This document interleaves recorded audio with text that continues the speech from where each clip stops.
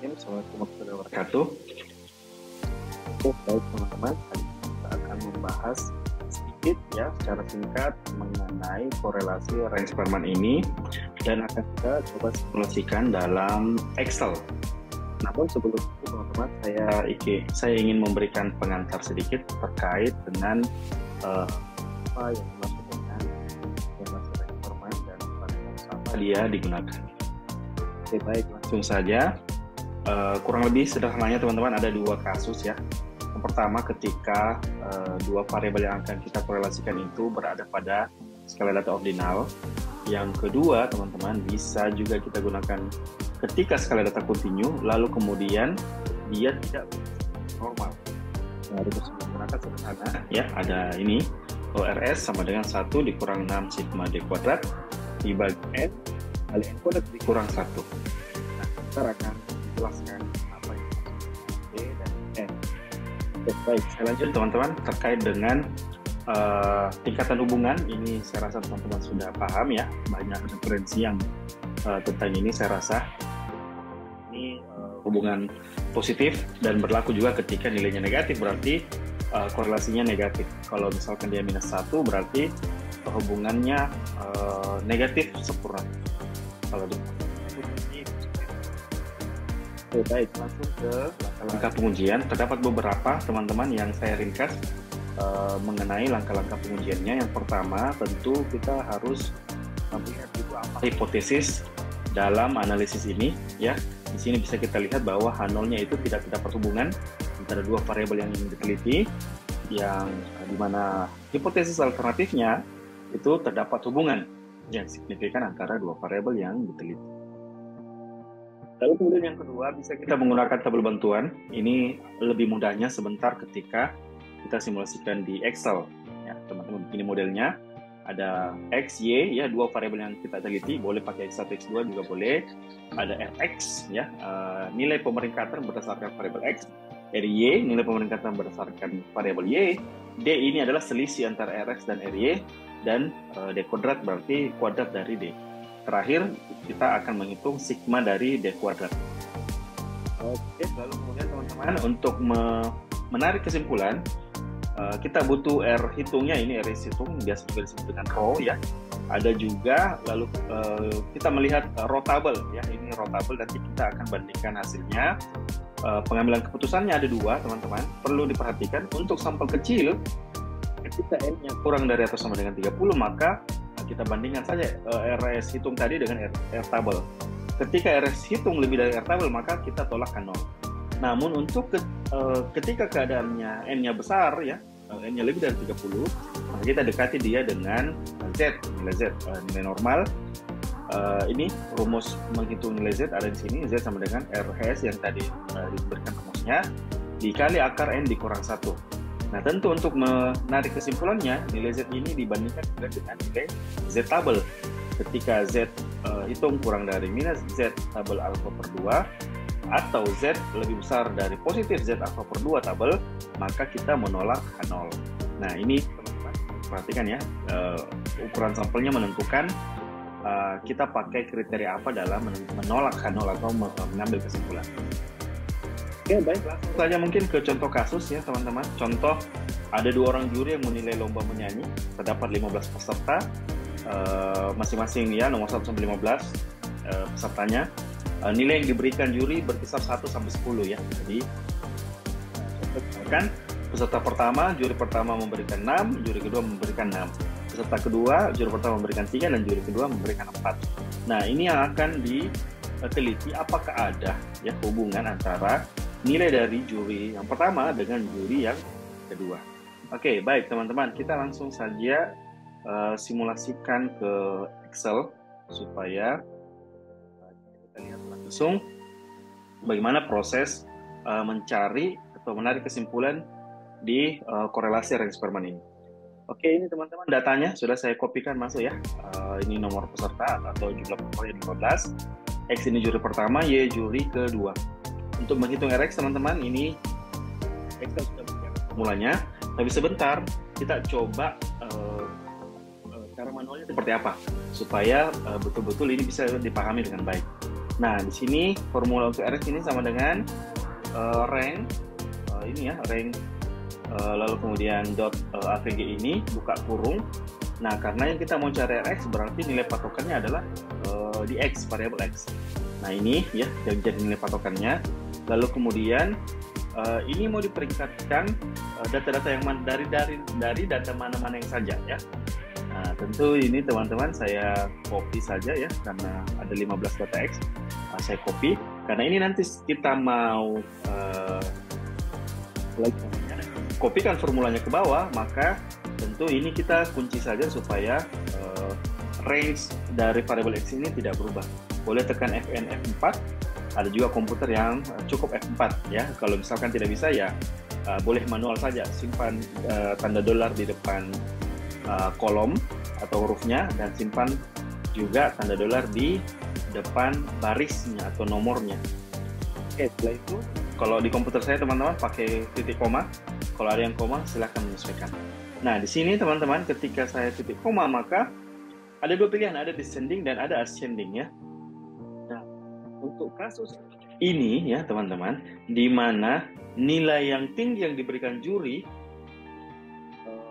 berbanding terbalik dengan peringkatnya. Contoh misalkan di sini nilai yang paling tinggi itu adalah 9. Ya, berarti nilai 9 ini bisa jadi dia peringkat 1 atau peringkat tinggi. Maka kita mengambil descending. Nah, ketika kasusnya teman-teman ya, juara 1, 2, 3 ya. Nah, juara 1 kan angkanya kecil. Lalu kemudian peringkatnya juga mengikuti apalagi namanya juaranya, maka kita memilih ascending. Nah, untuk kasus ini nilai yang paling tinggi menentukan dia peringkat awal ya, peringkat awal, maka kita pakai descending ya, berbanding terbalik. Nah, lalu kemudian saya tutup kurung, enter. Nah, dapat ini ya, saya bawa. Ini rankingnya.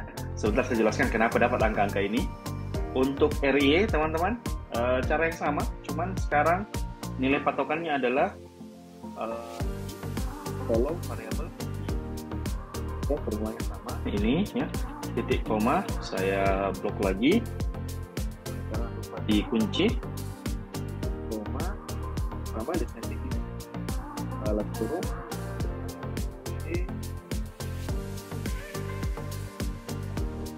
Nah, untuk ini isi dari X kurang. Saya teruskan ke bawah. Di sini kita hitung D kuadratnya, dari D kuadrat dari yang ada di sampingnya. Ini berpangkat 2.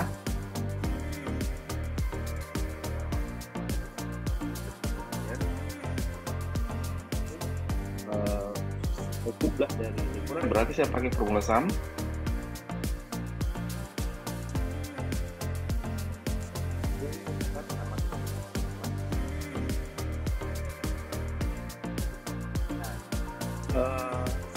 Sebelum teman-teman kita menghitung nilai RS-nya, mungkin teman-teman ada yang bingung nilai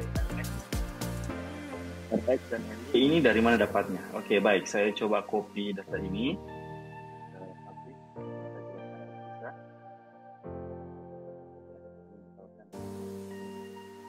Oke, jadi sebenarnya seperti ini. Ini misalkan saya urutkan ya, dari yang terbesar ke yang terkecil. X-nya dulu ya, kita mulai dari X dulu. Kita akan mendapat data seperti ini ya teman-teman. Nah, normalnya teman-teman ya, normalnya ini merupakan peringkat 1, 2 dan seterusnya ya, sampai 15 ya. Ini kan sudah diturunkan. Ini nilai tertinggi untuk X ya, maka ini peringkat 1, 2 dan seterusnya. Nah, tapi teman-teman, karena di sini ada 2 nilai 9 ya. Di sini ada 2 nilai 9, maka di sini menjadi sama-sama peringkat 1,5. Ya. Nah, nilai 8 ini peringkat 3 karena apalagi namanya dia tunggal ya, tunggal. Untuk 78 ini ada berapa nilai 7? 1, 2, 3. Ini berarti seperti itu juga ya. Jadi bisa kita lihat di samping. Nah, untuk pasangan 89, RX-nya berapa? Ini bisa kita lihat di sini. Untuk 89 ini teman-teman RX-nya adalah 3. Itu ya. Ya, bisa kelihatan ini. Bisa kita lihat di sini untuk data yang berwarna berapa lagi? 78 ini ada 3 pasangan 78, bisa kita lihat teman-teman. 78 ada ini ya, 5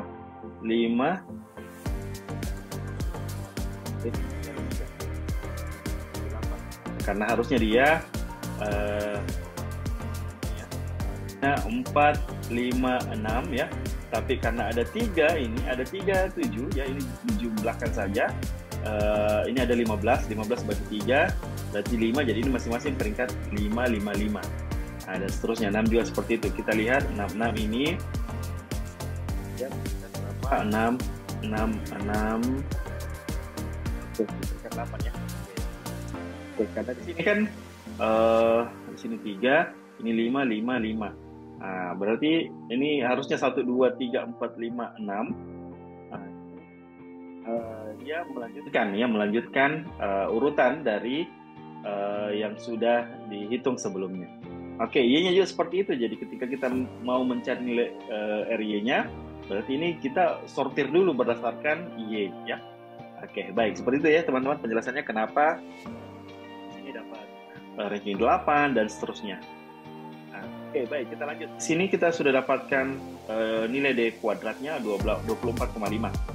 Oke, sekarang kita sudah bisa menghitung RS karena N-nya tentu sudah kita ketahui. Nah, yang perlu untuk diketahui sebenarnya dari tabel ini adalah D kuadrat.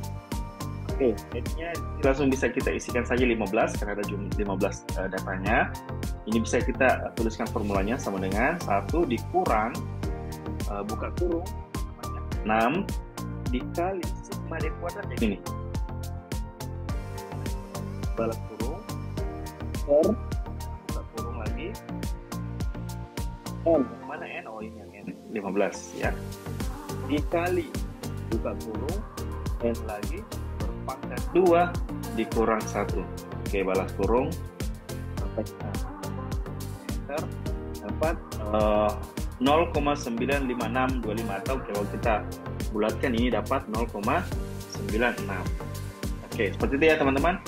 Nah, bagaimana penarikan kesimpulannya? Yang pertama teman-teman yang harus kita ketahui adalah jumlah data yang kita gunakan di sini kurang dari 30 ya, berarti ini dianggap sampel kecil.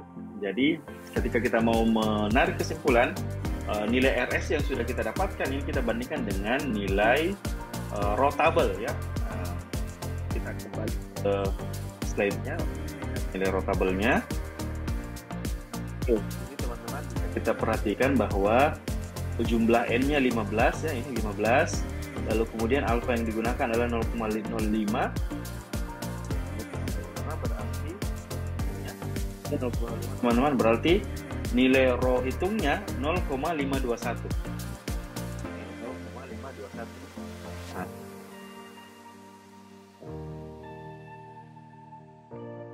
0,521. Nah, karena ini tabel maksudnya tabel ya. Nah, karena S hitung teman-teman lebih dari R tabel, maka kita menolak H0 ya, menolak H0 atau dengan kata lain ya, terdapat hubungan yang signifikan antara nilai juri 1 dan juri kedua. Oke.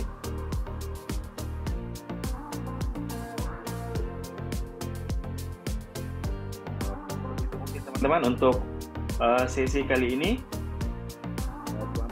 nanti data latihannya saya simpan di deskripsi. Ya, terima kasih. Assalamualaikum warahmatullahi wabarakatuh. Everything changes.